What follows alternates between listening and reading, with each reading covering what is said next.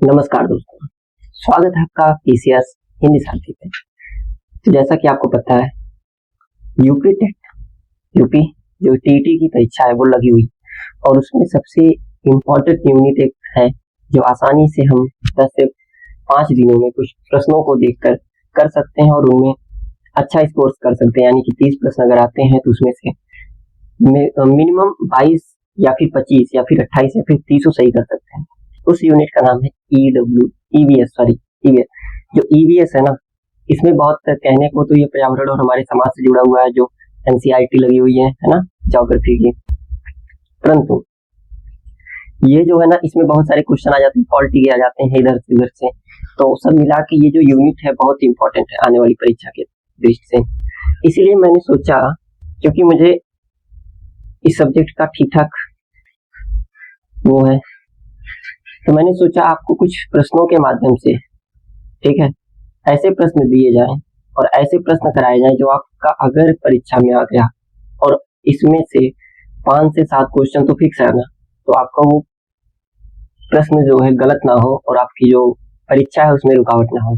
तो इस सीरीज में हम 100 प्रश्नों के माध्यम से ईवीएस को कवर करने की कोशिश करेंगे और अच्छे प्रश्नों को करेंगे। तो चलिए शुरू करते हैं पहले प्रश्न के साथ में। लेकिन अगर आपने अभी तक हमारे चैनल को सब्सक्राइब नहीं किया है तो आप प्लीज हमारे चैनल को सब्सक्राइब कर लीजिए और अपने दोस्तों के साथ, ठीक है, जो भी यूपी टेट की परीक्षा देने जा रहे हैं ना, टीटी की, उनके साथ इसको शेयर जरूर करिए, ठीक है।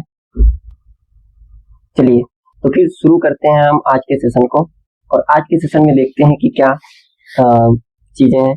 और साथ में आप ये जानिए कि ये जो सेशन आप पूरा देखिएगा लास्ट तक, और बहुत ज्यादा इसका आपकी परीक्षा में इफेक्ट पड़ेगा। चलिए शुरू करते हैं। पहला प्रश्न है, चिपको आंदोलन के प्रणेता कौन थे? तो देखो, जो चिपको आंदोलन था, ठीक है, सबसे पहले तो कब हुआ था?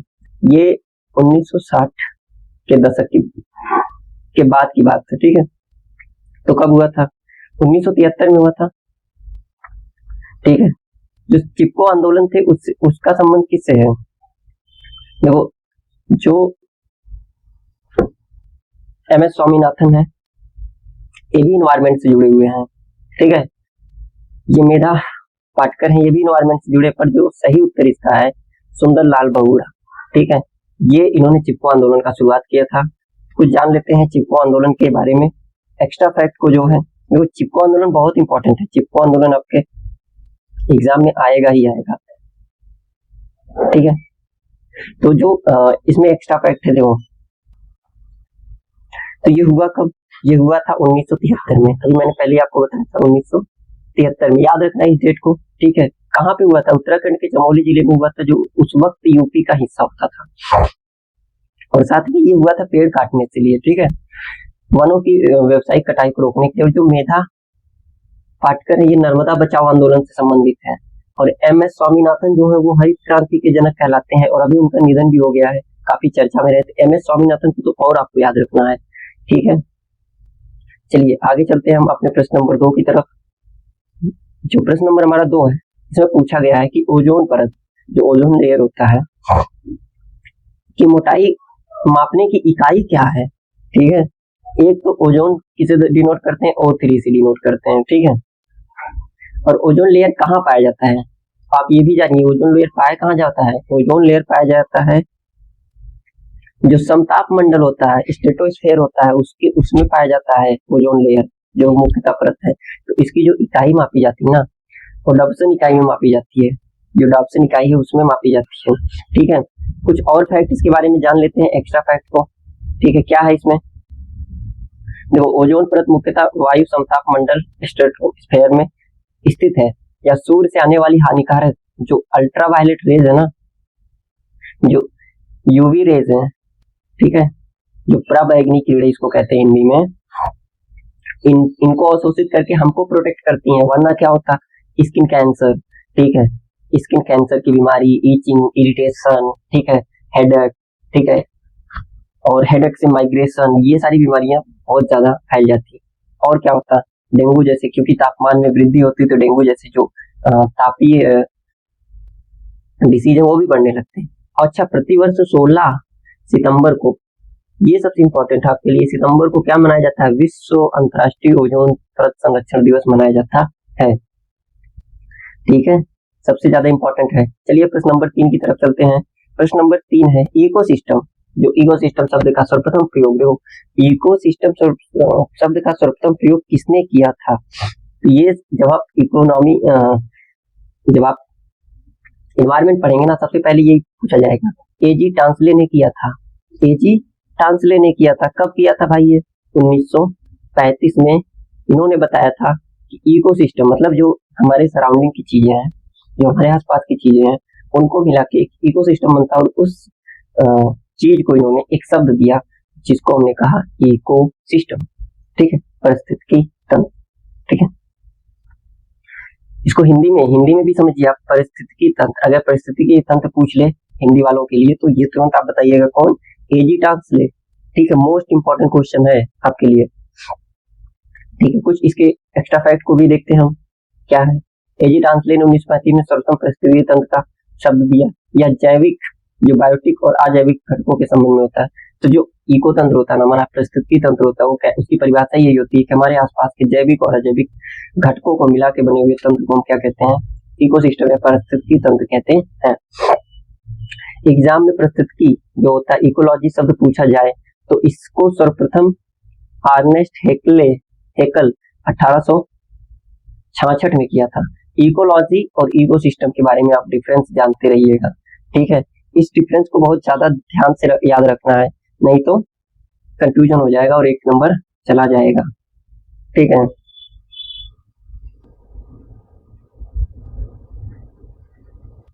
ठीक है। अगला प्रश्न क्या है देखते हैं। भारतीय संविधान के किस अनुच्छेद में मौलिक कर्तव्यों का उल्लेख है? तो देखो ये भी क्वेश्चन मैंने तुमको आप लोगों को बताया कि ये जो ईवीएस है ना, इसमें ऐसे क्वेश्चन आते हैं। तो देखो मौलिक कर्तव्य को किस अनुच्छेद में बताया गया है? 51A में। लेकिन इसके बारे में हम यहीं पे 3-4 फैक्ट जान लेते हैं। क्या यह मूल संविधान का हिस्सा था? तो ये जो मूल संविधान का मतलब होता है जो सबसे पहले संविधान बना, क्या उसमें था ये? तो मूल संविधान में नहीं था ये। ठीक है, मूल संविधान में ये नहीं था। दूसरी बात है क्या इसके बारे में है? दूसरा फैक्ट इसके बारे में ये है कि ये स्वर्ण सिंह समिति, ठीक है, स्वर्ण सिंह समिति द्वारा समिति की सिफारिश पर, ठीक है, 42वें संविधान संशोधन 1976 में जोड़ा गया। ठीक है, अनुच्छेद 19 का संबंध किससे है? अनुच्छेद 19 का संबंध क्या है? एफआर है। ठीक है, फंडामेंटल मौलिक अधिकार है जो हमें किसकी स्वतंत्रता का अधिकार देता है। 5 प्रकार की स्वतंत्रता की बात करता है। और अनुच्छेद 32 के बारे में भी जान लेते हैं। अनुच्छेद 32 कहता है कि ये संवैधानिक, इसमें लिखा हुआ है संवैधानिक उपचारों का अधिकार।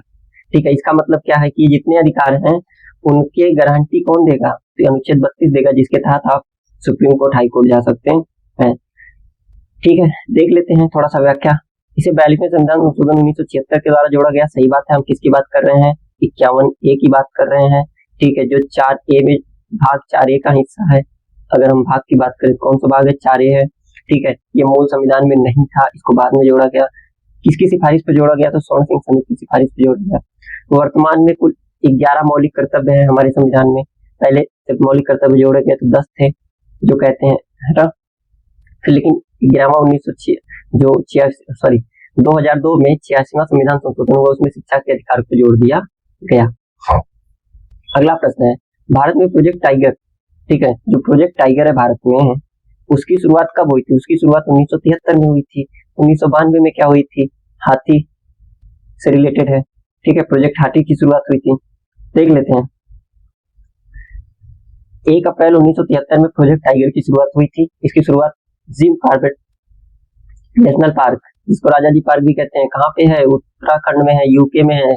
ब्रिटेन वाला यूपी नहीं, यूपी वाला, मतलब भारत वाला यूपी।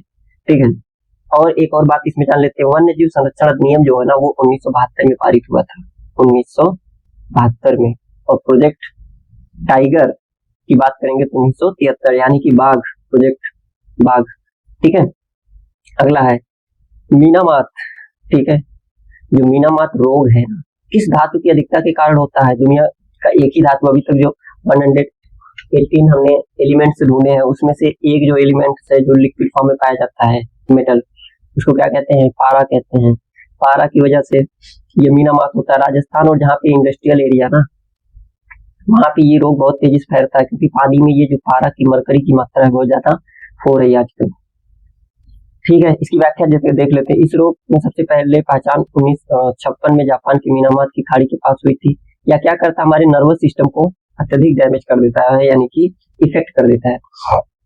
देखो, ये कैडियम की अधिकता से इटाई रोग और पानी में नाइट्रेट की अधिकता से नवजात बच्चों में ब्लू बेबी सिंड्रोम हो जाता है। ये एक्स्ट्रा फैक्ट है जो आपको याद रखना है। ठीक है, देखो आपको इस क्लास की पीडीएफ हमारे टेलीग्राम चैनल, आजकल टेलीग्राम चैनल नहीं चल रहा है तो हमारे उस पर मिल जाएगी, क्या बोलते हैं, व्हाट्सएप चैनल पे, हिंदी सारथी पे। ठीक है, चलो आगे चलते हैं। अगला प्रश्न हमारा है 73वां संविधान संशोधन, बहुत इंपॉर्टेंट है। अगर आप टेट देने जा रहे हैं ना, टेट यानी कि टीईटी देने जा रहे हैं, तो सबसे बहुत इंपॉर्टेंट क्वेश्चन है ये, बार बार पसंदीदा है। क्यों? क्योंकि ये संबंधित है किससे, पंचायत से। ठीक है, किससे संबंधित है, पंचायत से। तो ये इंपॉर्टेंट है। 73वां संविधान संशोधन 1992 में किससे संबंधित है, तो पंचायती राज व्यवस्था से संबंधित है। ठीक है, तो पंचायती राज व्यवस्था था क्या, देख लेते हैं एक बार। ठीक, देखो पंचायती राज व्यवस्था क्या था, ये भी बाद में जोड़ा गया। ठीक है, और ये किस अनुसूची, किस भाग का हिस्सा है, तो भाग,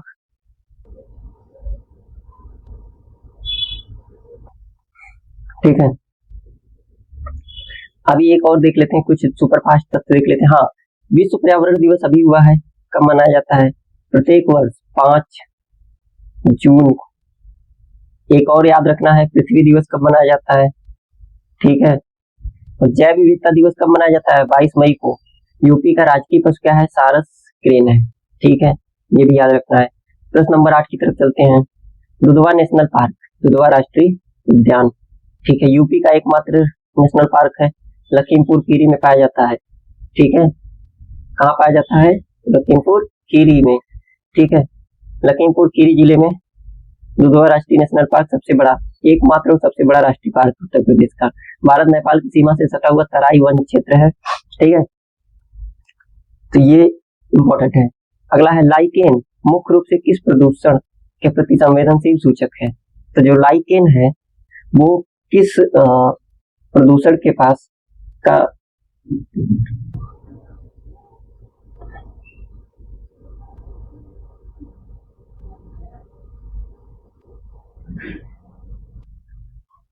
ठीक है, तो पूछ रहे हैं कि जो लाइकेन है वो किस प्रदूषण का सूचक है। चलिए, ठीक है, तो ये वायु प्रदूषण का ही सूचक है। SO2 होता है, यानी कि सल्फर डाइऑक्साइड की मात्रा बढ़ जाती है।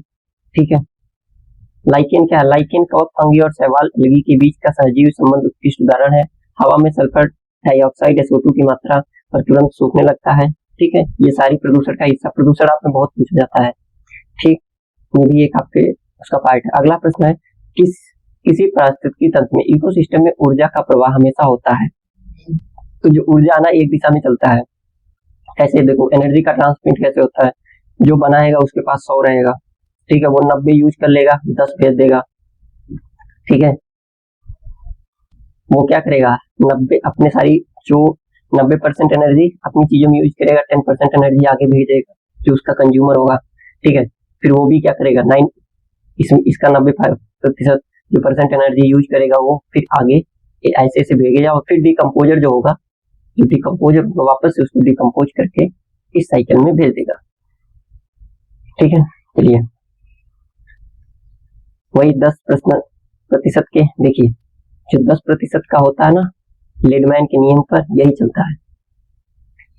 अभी देखिए भोपाल गैस त्रासदी, ये इसलिए इंपॉर्टेंट है कि अभी हाल ही में GIC का एग्जाम हुआ, इसमें पूछा गया सेम क्वेश्चन कि भोपाल गैस त्रासदी कब हुआ था, सबसे पहले याद करना है 1984 में। तो कौन सी गैस लीक हुई थी, MIC याद कर लो, बस माइक याद कर लो। ठीक है, MIC, ठीक है, मिथाइल आइसोसाइनाइड। ठीक है,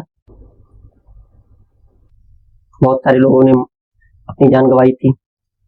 क्या है, देखो ये सबसे ज्यादा बार पूछा गया है, करीब 5 बार पूछा गया। क्या? C2H3NO क्या है इसका रासायनिक नाम है। ठीक है, चलिए अगले प्रश्न की तरफ चलते हैं। गिरि राष्ट्रीय उद्यान भारत के किस राज्य में स्थित है? अब आप बताइए। गिरि राष्ट्रीय उद्यान भारत के गुजरात में है। मध्य प्रदेश में करीब 12 राष्ट्रीय उद्यान है। फेमस नाम बताइए कुछ। ठीक है, कुछ बताइए। माधवगढ़, ठीक है। कूनो नेशनल पार्क, ठीक है। राजीव गांधी। ऐसे बहुत सारे जो राष्ट्रीय उद्यान है वो महाराष्ट्र के बहुत इंपॉर्टेंट है। उत्तराखंड का बताइए, अभी हमने पढ़ा था जिम कॉर्बेट। ठीक है, अगला चलते हैं प्रश्न नंबर 13 की तरफ। कौन सी ग्रीन हाउस गैस वायुमंडल में सर्वाधिक मात्रा में पाई जाती है? अब देखो वायुमंडल जो हमारा है ना, ये रहा वायु, ठीक है। सबसे ज्यादा क्या पाई जाएगी? एक मिनट। सबसे ज्यादा कौन सी ग्रीन हाउस गैस वायुमंडल में सबसे ज्यादा पाई जाती है? देखो सबसे ज्यादा ग्रीन हाउस पूछा है ना, तो जलवाष्प और कार्बन डाइऑक्साइड, वैसे कौन पाई जाती है? NO2, ठीक है। नाइट्रोजन सबसे ज्यादा होती है। पहले नाइट्रोजन, ऑक्सीजन, फिर CO2, फिर आर्गन और उसके बाद वाटर वेपर यानी कि जल वाष्प। ठीक है, ये हमारा जो वायु का संगठन है ये होता है। ठीक है, चलिए चलते हैं। रेड डाटा बुक, ठीक है, किसके द्वारा प्रकाशित की जाती है? IUCN के द्वारा प्रकाशित की जाती है। IUCN, ठीक है। IUCN, ठीक है। क्या है IUCN? International union for the conservation of the nature. Nature को सुरक्षित रखने, ये जो वैश्विक एक संघ है उसको रिप्रेजेंट करता है। और ये क्या वो करता है, प्रकाशित करता है? रेड, RED, डाटा बुक, ठीक। इसमें होता क्या है? इसमें उन जानवरों को रखा जाता है जो विलुप्त होने वाले हैं किसी कारणवश। ठीक है, वन्य जीव संरक्षण अधिनियम मोस्ट इंपॉर्टेंट। ठीक है, अगर हम अधिनियमों की बात करें तो 5 स्टार का क्वेश्चन है ये। कब आया था? ठीक है, 1972 में। ठीक है, और 1986 में क्या आया था? पर्यावरण संरक्षण अधिनियम। ठीक है, देखो वन्य जीव संरक्षण अधिनियम 1980। वन जीव, वन एक है, वन्य, ठीक है, अंतर है, एक है। पर्यावरण एक है, टाइगर, ठीक है। ये कब हुआ? 73। ये कब हुआ? 1972। ये कब हुआ? 1980। ये कब हुआ? 1986। और प्रोजेक्ट हाथी 1992। ठीक, इसको याद रखना है, भूलना नहीं है। ठीक है, और अगर आपको ये अच्छा लगा हो हम इसके पार्ट 2 को वीडियो को जल्दी लाने वाले हैं। ऐसे ही जल्दी जल्दी हम 100 प्रश्नों को करेंगे EVS का। हमने इसमें नहीं रखा है क्योंकि अगर आप पार्ट 2 चाहते हैं तो कमेंट में हमें बताइए, तभी हम पार्ट 2 लाएंगे। ठीक है, इससे भी अच्छे अच्छे क्वेश्चन है उसमें जो जल्दी जल्दी आपको करवा के आपके एग्जाम में हेल्प होगा। और साथ में हिंदी के भी क्वेश्चन हम लेके आएंगे जो आपको